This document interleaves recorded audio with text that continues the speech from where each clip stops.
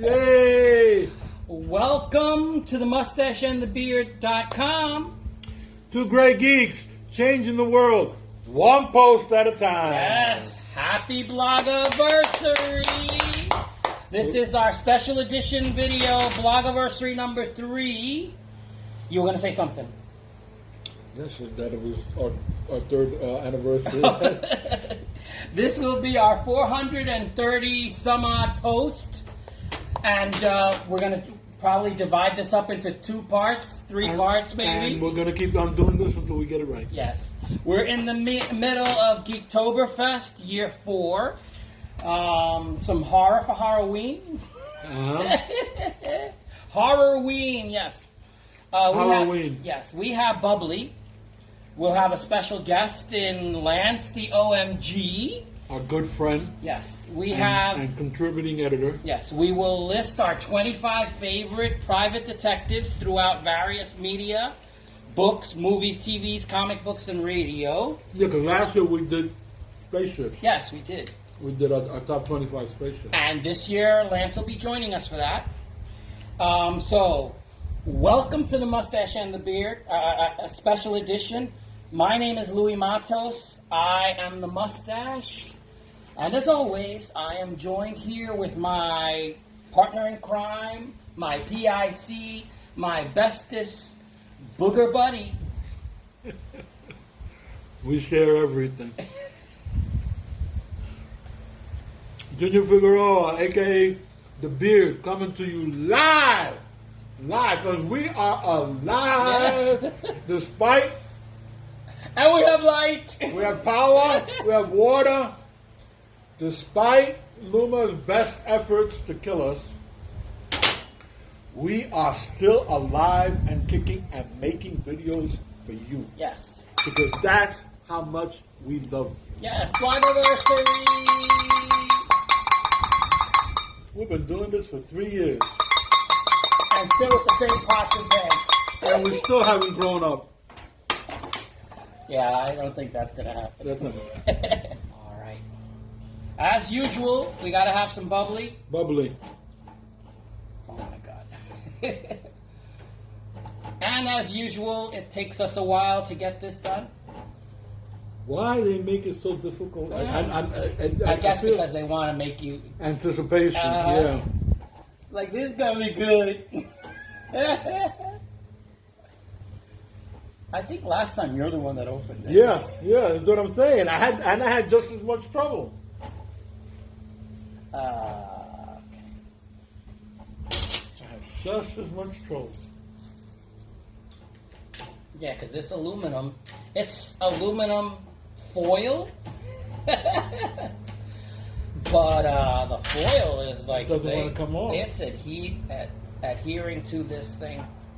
Well, you know, it was in the refrigerator. It could be the fact that it was refrigerated.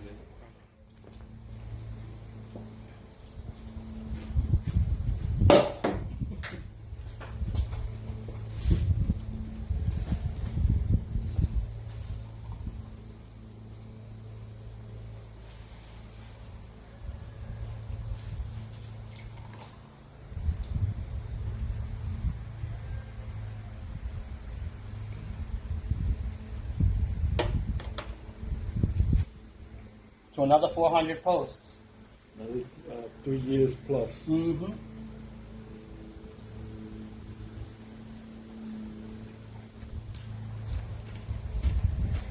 To our fans, Mm-hmm. love you guys. Took the words right out of my mouth. To all of you who have supported us throughout the 3 years, we ask you to stick with us another 3+ years. The best is yet to come. As long as there's no more hurricanes, earthquakes, and viruses. We'll do a little recap in my car. As is typical of our videos. As our Blogoversary videos. We usually have a moment in the car. Because we started out in the car. Our very first video, we taped it in this very same car. So that's what That's the reason behind all this. And to do a little smoking. Yeah, because you can't smoke inside the church. And we don't do it all that often, but we used to do it more often before. Once a week. We used to do it once a week. yeah. We used to smoke once a week, not do it. Do it. Well, the it that we were talking about is smoking. The it that I'm referring to is cigars. Yeah, it's just because we're going to need to air out the car. Okay.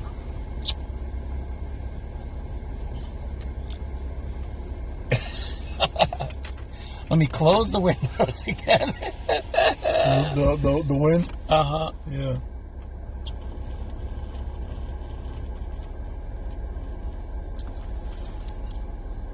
Thank you. Anyway, as we celebrate our Blogoversary, we generally talk about what got us here. Your car. Almost.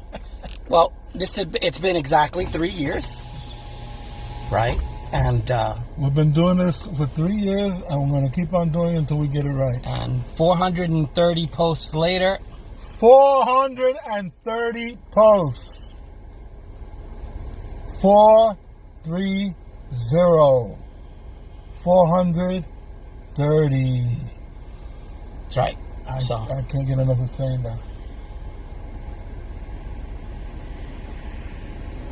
So yeah, we write a lot. And do videos. We do a lot. We haven't done as many videos lately, but... Well, the circumstances beyond our control. It's been a rough year. Yes, so we talked about... One time, Erica was giving me all this stuff that she wanted me to watch. And I said, Erica, what time do I have for all this? And she says, well, what do you do? So I started listing the stuff that we do. And she said, oh my God, I got tired just listening to you. I said, yeah. Our friends say that a lot. We do a lot. Got tired of listening to you. No, that's not what she said. She said, I got tired just from listening. Yeah, I heard. I heard. I'm telling you what I heard. What she might have said and what I heard are two different things. Anyway, so we were gonna... You know, every one of those movies we review, we actually watched. Of course. And sometimes multiple times. And every TV show that we review, we've actually watched. And we do whole seasons. We don't do episodes. No. So there's been at least 100, even though it doesn't seem like we posted a lot this year. There's been at least from the last year's Blogoversary to this Blogoversary, 100 posts. Right. Yep. Yeah, because last year was 330 and now it's 430.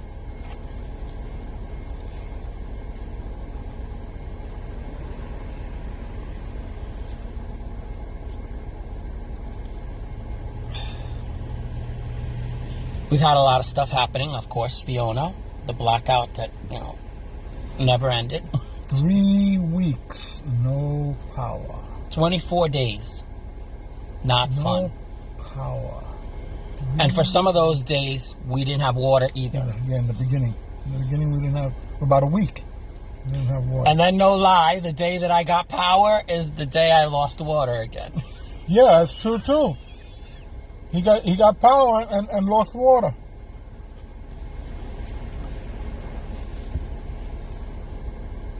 So yeah, Luma screws you. All right, so you had called me to tell me that Luma declared that their job was done, that 100% of the island had power.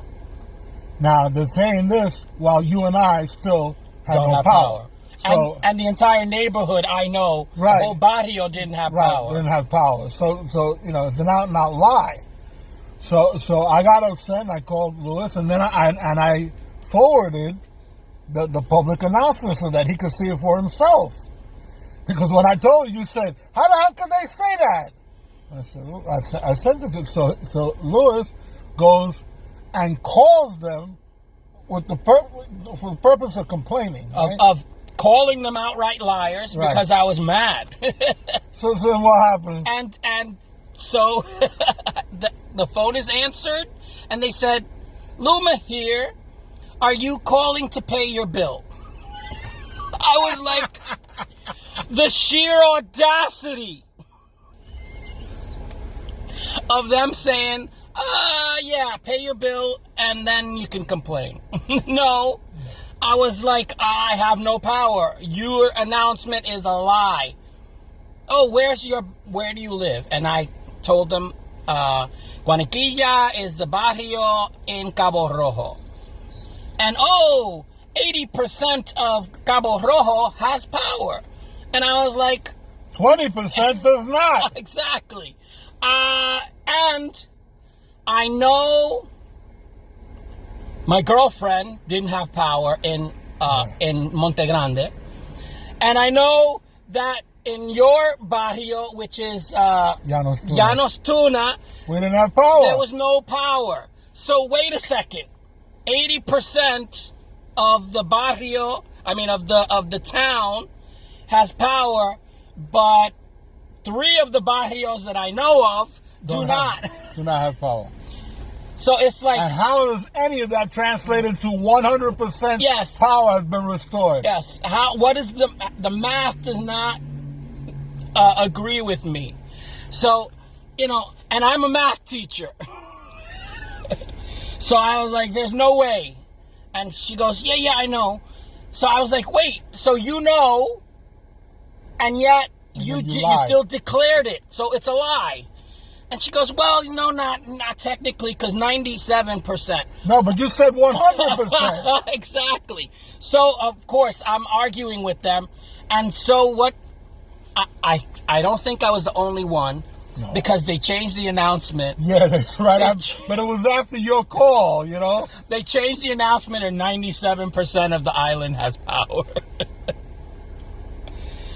But, oh my God, that was just... So 24 days, not happy. They try to make it sound like if 90% is a big number, right? And it is. But not when you're dealing with 4 million people. 3% of 4 million is a lot of people. At least 150,000. Mm-hmm.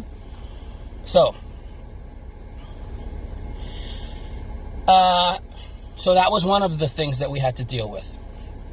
Recent. And then, the passing of my sister, another obstacle that for at least a month and a half, almost 2 months, since June,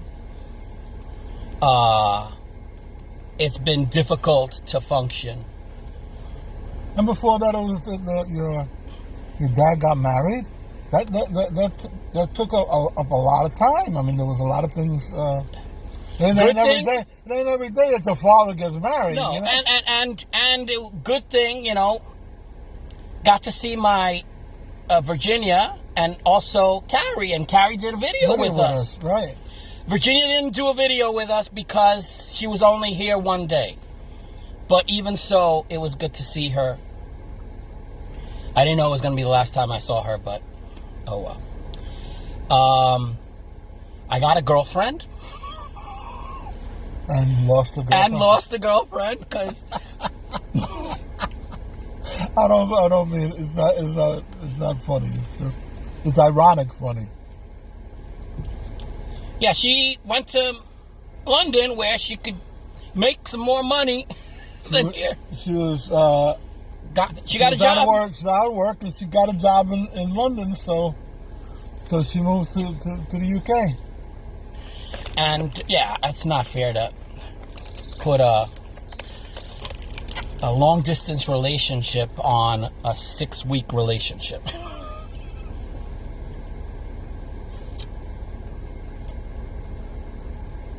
Unless you want to.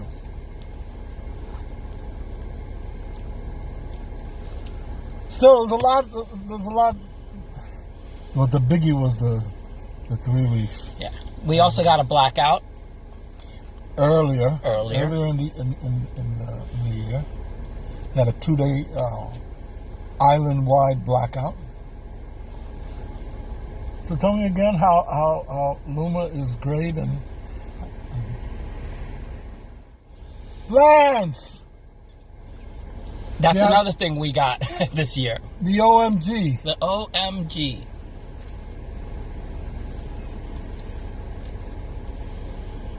Yeah, we have him doing a video with us. Everybody thinks the OMG stands for obscure movie guy. Uh-huh. No. It's oh my goodness. Oh my goodness. And he seems to like it. Lance has been through a lot also. Uh-huh. He also had went through, well, not Fiona, but Hurricane Ian. No, and he moved this year. He moved to Florida. He moved to Florida just in time to get hit by Ian. Matter of fact, Lance, I think you brought Ian with you.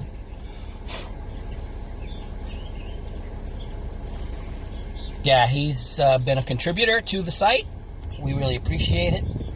His content is awesome. I mean, because of the fact that he is the obscure movie guy. Yeah, he is. So, and he's good at it. He is good at it. Yeah. If you guys are not checking out his videos on YouTube, you ought to. Yeah, you're doing yourself a disservice. Disservice. I mean, granted, you know, on purpose, they're obscure. But the guy knows what he's talking about, and he knows how to present it. Kudos, Lance. Yes. Kudos. So, part of our Blogoversary is recognizing Lance the OMG. Lance, you're the only one of us that's married, so you know I suggest that you go and you tell your wife that you deserve a reward. You deserve a reward. Maybe you deserve an award.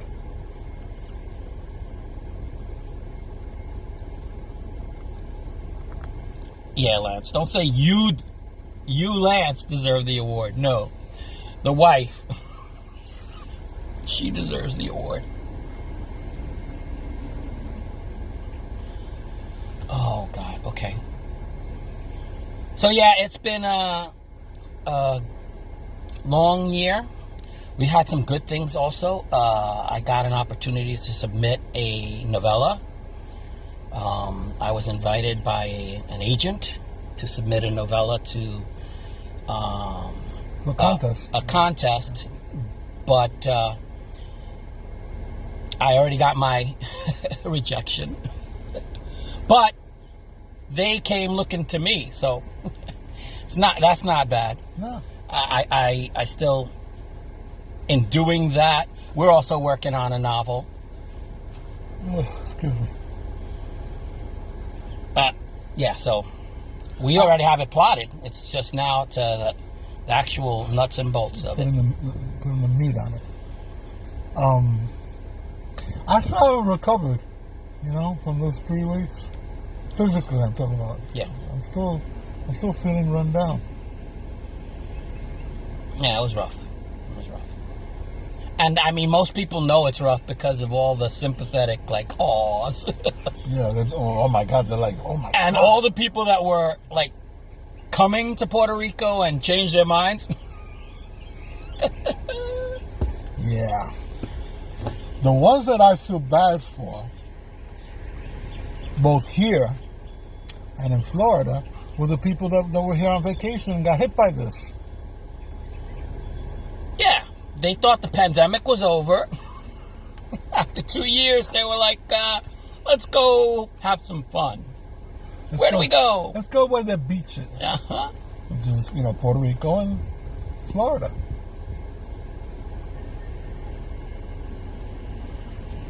So yeah, I know it sounds like we're complaining, but no. This is another year of us doing what we love doing. Talking and writing these things down and reading, watching, writing. So even in the dark, we were reading with our flashlights. Yep. The thing that I have, the light you put on your head. Uh-huh. It broke. Oh. It died. All right. Anyway, so we wanted to share that stuff with you. And yes, this is just an interlude. So we'll see you later in 5 minutes. As it is, we said that we were going to have Lance, the obscure movie guy, the OMG, and he's here with us with his top 25 private investigators. Take it away, Lance. So number 25 is Lucifer Morningstar from the show Lucifer by Tom Ellis. The devil himself was a consultant for the LAPD and had the ability to pull people's deepest and darkest desires out of them, even though that never actually helped them figure out who'd done it. Often trying to aha moment, the ability often led to him figuring out who hadn't done it.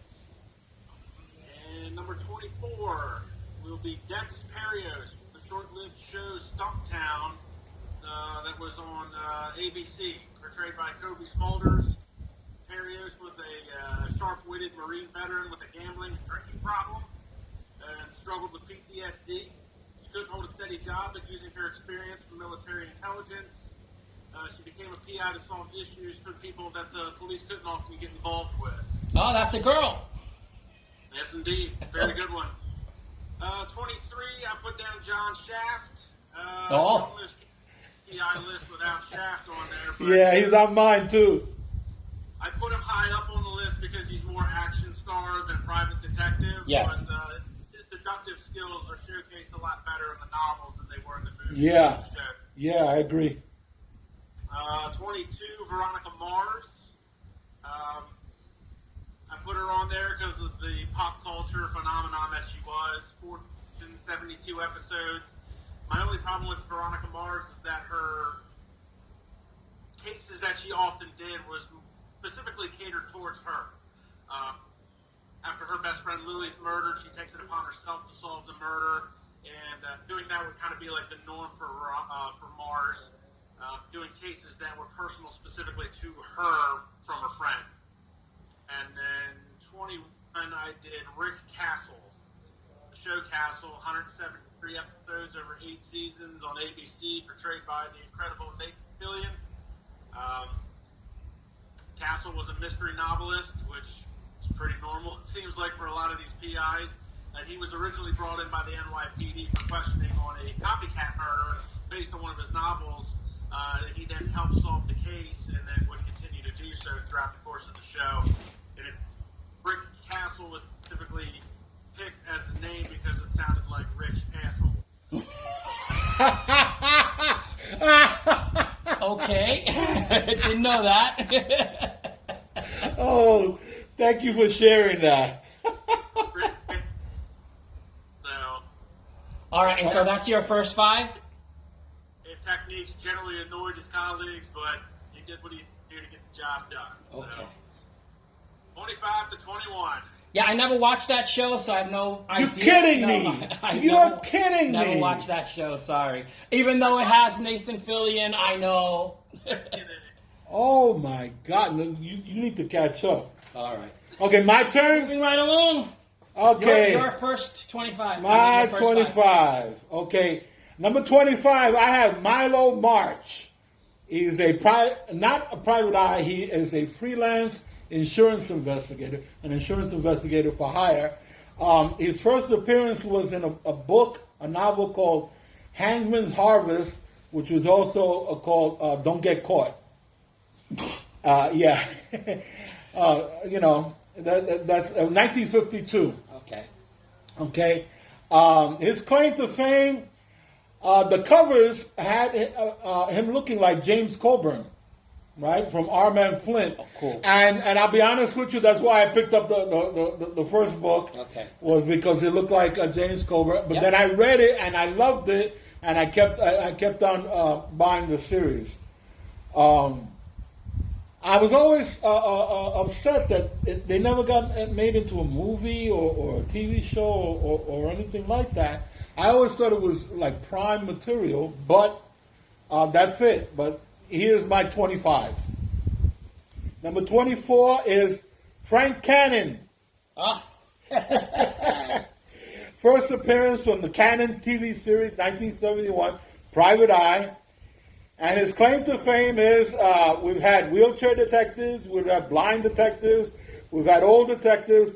Why not a fat detective? Uh-huh. Okay? And William Conrad as Cannon, he makes it work. Yep. He makes it work. It was on like 6 seasons, right? A popular show. And why did I pick him? When I was a kid, the Cannon-Barnaby Jones duo of Private Eye shows, that was a must-see. You had to watch these things. So recently, I checked them out again. I watched an episode of Cannon because we were doing this, and I watched the first episode of Barnaby Jones, and they've not lost their appeal. They stand up to the test of time. Okay. And of course, so then number 23 is Barnaby Jones. Yep. First appearance, Barnaby Jones, 1973. His claim to fame, Buddy Epson, at his age, playing a Private Eye. You gotta love it. Mm-hmm. You gotta love it. So here we had Cannon as the fat detective and Barnaby Jones as the old detective. And I like the music. As a matter of fact, the music is different from Cannon, and I think it's better. I like the stories. I like Buddy Epson. I have watched Buddy Epson since I was a little kid watching The Wonderful World of Disney, and he was Davy Crockett's sidekick. Okay? So for watching him in this show, it's like visiting an old friend. So then number 22 is Paul Drake from Perry Mason. Now, Perry Mason was a lawyer, but his sidekick, Paul Drake, was a private detective, the head of the Drake Detective Agency. Now, his first appearance is in the novel The Case of the Velvet Claws in 1933. I came to love him in the TV show with Raymond Burr as Perry Mason, the show that 50s and 60s. And he was the real, Paul Drake was the real detective on the show because Perry Mason was the lawyer. And I picked him because I am a huge Perry Mason fan of that Perry Mason TV show. Okay. I'm a huge fan of that show. Okay, and now number 21. My number 21 is Benoit Blanc from Knives Out, 2019. Okay, cool. His claim to fame, he is the main character in what is arguably the best modern detective story. The best modern. I'm claiming it as the best modern detective story. And then why him? He is the perfect character for Daniel Craig to play and make you forget about, what's his name? Yeah. Oh, 007. Yeah. Yeah. Especially with that accent. Yeah. With his southern accent. I love it. Anyway, that's my 5. Okay. All right, so good list. There are a couple on your list that are on mine too, but much lower down. All right, so I have as my 25, Richard Diamond, Private Detective, is a drama series aired on radio in 1949 to 1953. And it was on TV 1957 to 1960. Dick Powell on the radio and David Jansen on TV. This is a hard-boiled noir type story. Why I included it? Because I wanted to include radio dramas. And I found this one and I said, hey, I think David Jansen, hello. All right, and number 24. This is Samantha Moon, is the main character from the Vampire for Hire series, published in 2009. First book is called Moondance. There are currently 26 books in the series. Wow. So you have a vampire detective. So yeah, why is it included on my list? Well, of course, because it's horror and it's vampire and it's detectives. So of course, I love that mashup. Number 23 is Claire DiNardo, main character in the Terrified Detective series. You heard right, Terrified Detective. Love the concept. She couldn't find a job, goes into the family bakery business, and her uncle asks her to help him in his detective agency. So he takes her from the bakery business, puts her in the detective agency, and when he dies, he leaves the agency to a very a person with a lot less experience, and she's scared of even holding a gun. All right, so there are currently 7 books in the series. I love the idea of a scared detective. Number 22 is Joe Mannix. Yay! From the Mannix TV series, 1967 to 1975. I remember watching the reruns with my mom and my little brother Mark, which are no longer with us. So, of course, it was still on TV when I was 10. And I really liked the show. And, of course, the nostalgia element. So that's why it's on my list. Number 21. Last of these first 5 is Matlock Houston. TV series 1982 to 1985 is Lee Horsley, Matt Houston. Lee Horsley Matt Houston is the Texas oilman, is bored. So he picks up a side gig as a private investigator. The given name was Matlock Houston, and I think the TV people said, we kind of want to shade it so that it sounds a little bit, but his name is Matt. So why he wound up doing stuff mostly pro bono, because as a rich person, he really didn't need the money. So as a private eye, let me do it for free. All right, so these are my first 25, the first 5 of my 25. All right, so at number 20, you guys probably have no idea, but it's a guy that went by the name of simply just L, like the letter, from the anime series called Death Note that ran for 37 episodes. And without trying to rehash the whole history of the anime, L was basically a college student that was brought in to investigate the mysterious supernatural murders of inmates. And what followed between him and like the protagonist and the antagonist of the episodes is probably one of the best psychological chess matches you'll ever see. Yeah, good show. Good animation. Is Batman. Need I say more? It's Batman. Batman! Detective Comics, yeah. One could argue that Batman is more of a superhero than anything, but DC does stand for Detective Comics, and Batman did start life as basically a massive detective. And then with Robert Pattinson's take, everybody was kind of like, hey, the detective's back, but I kind of ranked him high up on the list because he's still more superhero, and even Robert Pattinson's take, everybody else's help to figure out the clues, the rhythm of the lie. 18 is going to be Peter Gunn, 114 episodes. Yay! Split between NBC and ABC, portrayed by Craig Stevens. It was a solid show back in the day, but I ranked it low on the list because Peter Gunn's really known more today for its theme song than anything else. Yeah. Despite its 114 episodes, the show actually never ranked higher than 17 on the Nielsen ratings. And by today's standards, 17 probably wouldn't even get you a second season. Let's see, where are we at? Last 17, one. Oh, no. Pound. Go ahead. What can I say? 29 children's novels, a TV show on HBO, and a comic strip. Who did you say? Encyclopedia Brown. Oh, Encyclopedia yeah, Brown. yes, okay. So, And he did get paid a quarter every time. and here's the thing with Encyclopedia Brown. If you're born after 1985, pretty much nobody knows who he is. Yeah. Yeah. He's not as prevalent with today's kids, anything after Gen X. So, I mean, put him on the list, but high up on the list. But 17th, I think, still pretty good. Yeah. Because he's around for 50 years. I think that's it for that 5, right? Yeah. Oh, so he was your 16? Oh, no, that was 17. I Okay. got one more. That's right, Yeah. yeah, one more.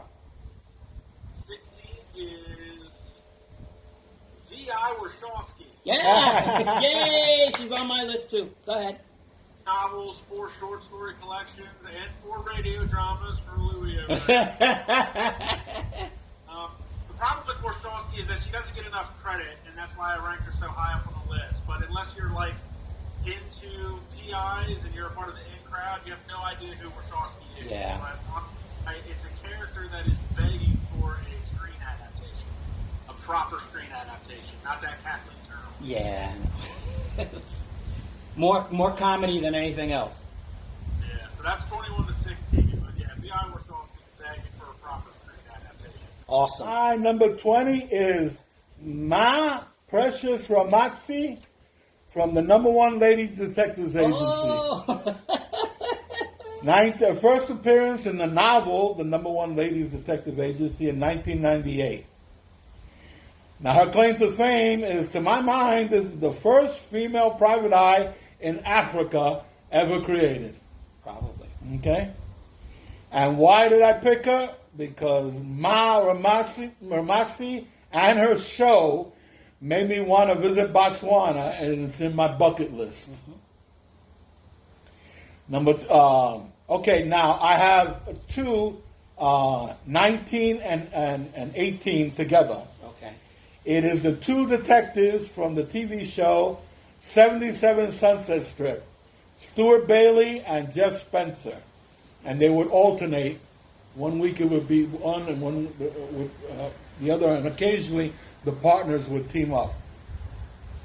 Now, Stuart Bailey's first appearance was in 1946 in a novel called The Double Take, written by the show's creator. So he took his character from the novel and put him in the TV show. Jeff Spencer's first appearance was in the actual show, which was 1958. Now, claim to fame, this show set the template for private eye TV shows. And it has 4 spin-offs. Yeah. Okay? And why did I pick them? Because this show is great fun, and it's a fun show with fun characters, and you just, Have fun. you have fun. It's not taking itself too seriously. It's not angst-ridden. It's not, it's not high drama. It's adventure. It's mystery. It's thrills, and I love it. Then my next 2, 17 and 16, are Rick Simon and AJ Simon from the TV show Simon and Simon, 1981. Now, the claim to fame, you don't get many TV shows where the 2 grown heroes have to go home to mom. And where mom is a regular on the series. And why did I pick them?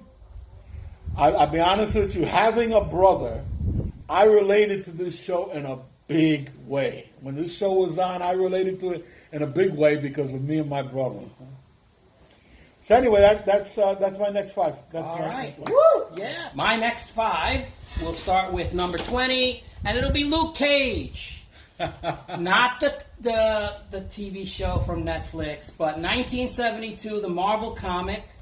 It was Luke Cage was a response to blaxploitation narratives. So they wanted to capitalize, Marvel wanted to capitalize on the trend. And so they did Luke Cage, Hero for Hire, 1972, comics is the medium. Why did I choose this? Because I love the idea of a reformed convict starting his own business where he is a private investigator with Danny Rand. So, really excited with the Iron Fist. Okay, so that's my number 20. Right. Number 19 is Jessica Jones. And this is the TV show.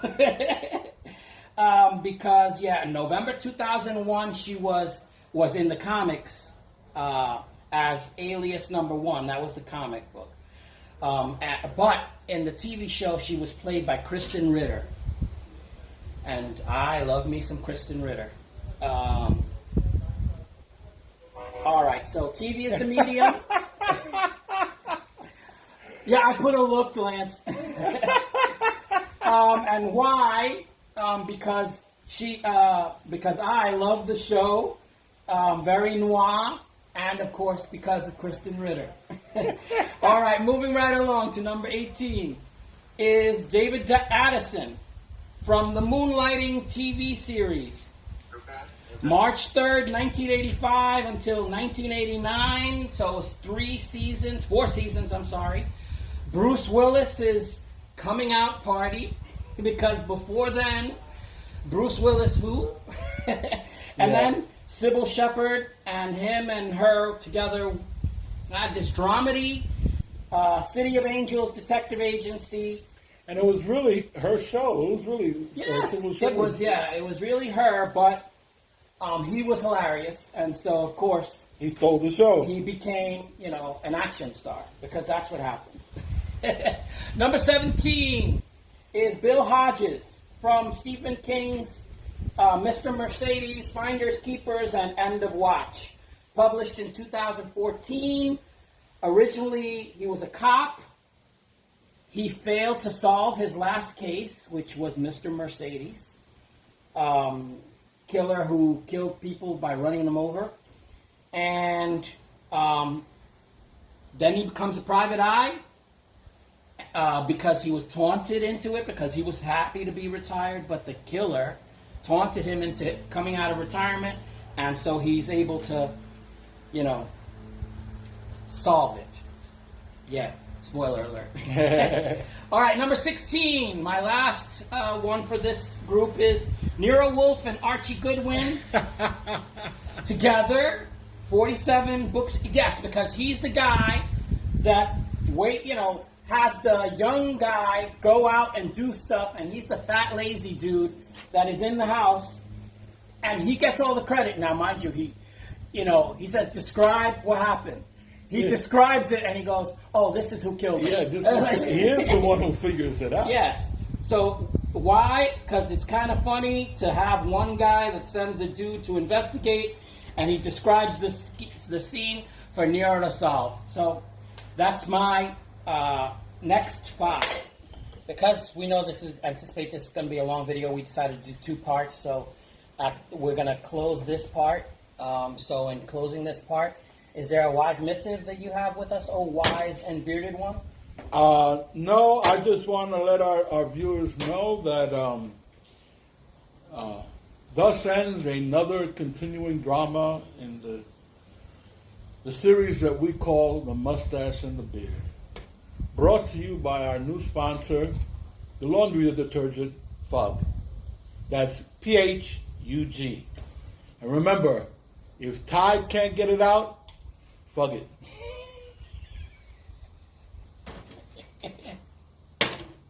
With that having been said, that's a good way to start and part 1. And so we say, we always say, please, if you haven't subscribed, please subscribe. Plus, press the like button because we're likable, and we tell jokes. Sometimes better than others. And then, I'm going to sign off by saying, my name is Louis Matos. I am the Mustache. Junior Figueroa. I beat the beard. We say, see you later. Hasta la vista. Thanks for watching. Take it easy. And Peace.